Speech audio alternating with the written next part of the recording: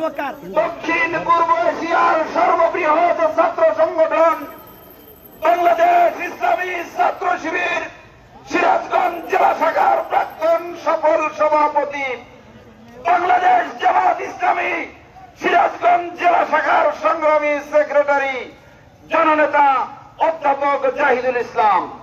জননেতা অধ্যাপক জাহিদুল ইসলাম ভাই এখন আপনাদের সামনে প্রধান অতিথির বক্তব্য রাখছেন।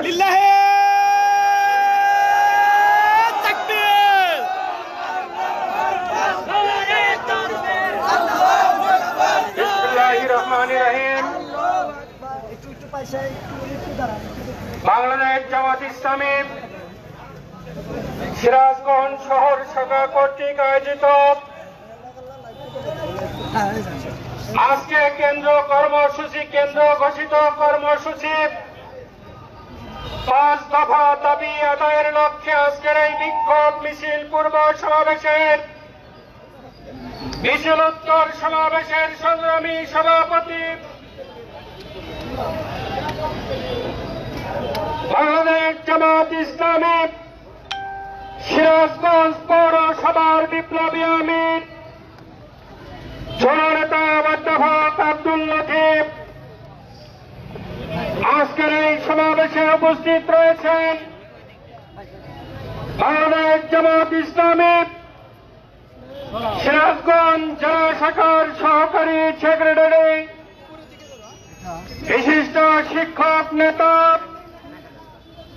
আগামী উপজেলা পরিষদের জামাত মনোনীত উপজেলা চেয়ারম্যান পদপ্রার্থী জননেতা অধ্যাপক শহীদুল ইসলাম, উপস্থিত সিরাজগঞ্জ সদর জামাতের সংগ্রামী আমির জননেতা মাওলানা অ্যাডভোকেট নাজিম উদ্দিন, জামাত ইসলামী বাংলাদেশ সিরাজগঞ্জ জেলা শাখার কর্ম পরিষদ সদস্যবৃন্দ,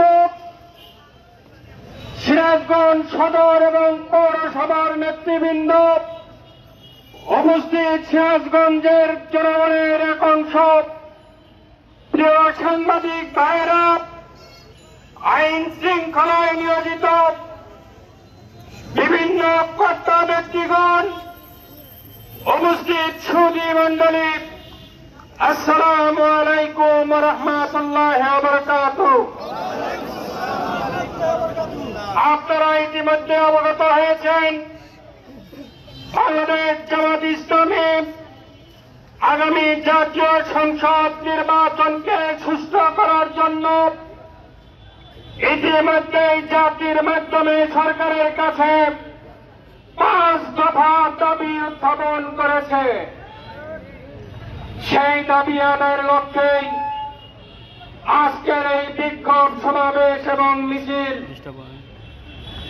5 দফা দাবির মধ্যে অন্যতম দাবি হচ্ছে জুলাই সনদকে আইনি ভিত্তি দিতে হবে, যার কারণে আমার দেশে অসংখ্য তরুণ রক্ত দিয়েছে, পূর্ণতা বরণ করেছে, আত্মঘাতী দিয়েছে, স্বাধীনতা অর্জন করেছে ফ্যাসিস্টের বিরুদ্ধে। অতএব জুলাই সনদের রাষ্ট্রীয় মর্যাদা দিতে হবে। চিত্র হচ্ছে জাতীয় সংসদের উভয় কক্ষ পিআর পদ্ধতিতে নির্বাচনের ব্যবস্থা করতে হবে।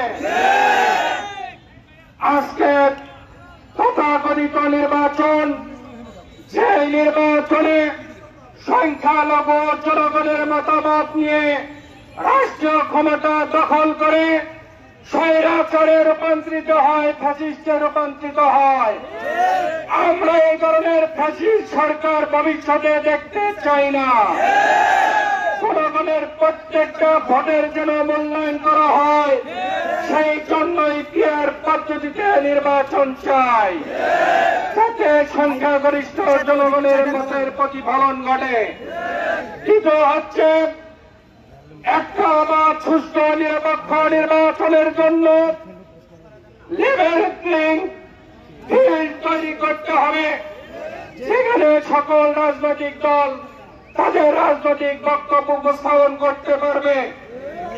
যে ভোট কেন্দ্রে আপামর জনগণ নির্বিঘ্নে ভোট দিতে পারবে, কোন বিরোধিতা আসবে না, প্রতিবন্ধকতা আসবে না, ভোট ডাকাতি আসবে না, হুমকি আসবে না, নির্বিঘ্নে ভোট দেওয়ার পরিবেশের দাবি করছি। সম্মানিত ভাইরা, আজকের এই নির্বাচনের আগেই বিগত সরকারের যারা খুন গুম হত্যা লুটতরাজের সাথে জড়িত তাদের দৃশ্যমান বিচার জাতি দেখতে চায়। জামাত ইসলামী বাংলাদেশ আজকের এই সমাবেশ থেকে তাদের বিচারের দাবি করছে।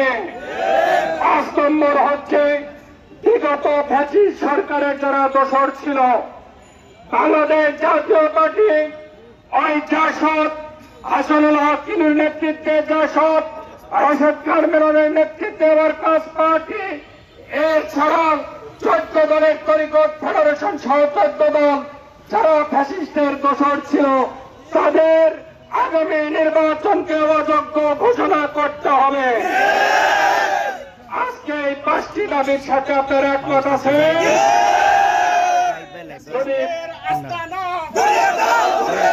বাংলাদেশে হবে না, যাই পথে সারিয়ে যাবে সেই পথে। সংগ্রামী সিরাজগঞ্জবাসী, আজকে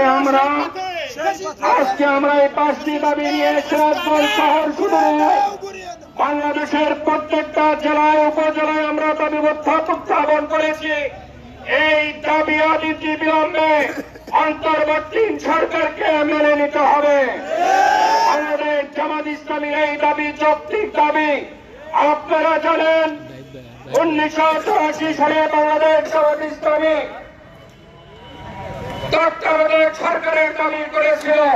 সেই সময় অনেক রাজনৈতিক দল তত্ত্বাবধায়ক করেন নাই। আজকে তারা নাকে থপ দিয়ে তত্ত্বাবধায়কের দাবি করছে। জামাত ইসলামী পিয়ার পদ্ধতি সহ এই 5 দফার দাবি উত্থাপন করেছে। আগামীতে বাংলাদেশের সকল রাজনৈতিক দল যারা বিরোধিতা করছে তারা এই পিয়ার পদ্ধতির দাবিতে আন্দোলন করবে ইনশাআল্লাহ। আসুন আমরা পিয়ারের অধীনে আগামী জাতীয় সংসদ নির্বাচন করে একটি ফ্যাসিস্ট মুক্ত সরকার গঠন করে এই আহ্বান জানিয়ে, এই আহ্বানের পক্ষে আপনাদের জনমত গঠনের আহ্বান জানিয়ে আমি আমার বক্তব্য এখানে শেষ করছি। আগামীতে যে কোনো কর্মসূচি আসবে সেই কর্মসূচিতে অংশগ্রহণ করার যথার্থ আহ্বান জানিয়ে আমি আমার বক্তব্য শেষ করছি। বাংলাদেশ জিন্দাবাদ, বাংলাদেশ জামাত ইসলামী জিন্দাবাদ।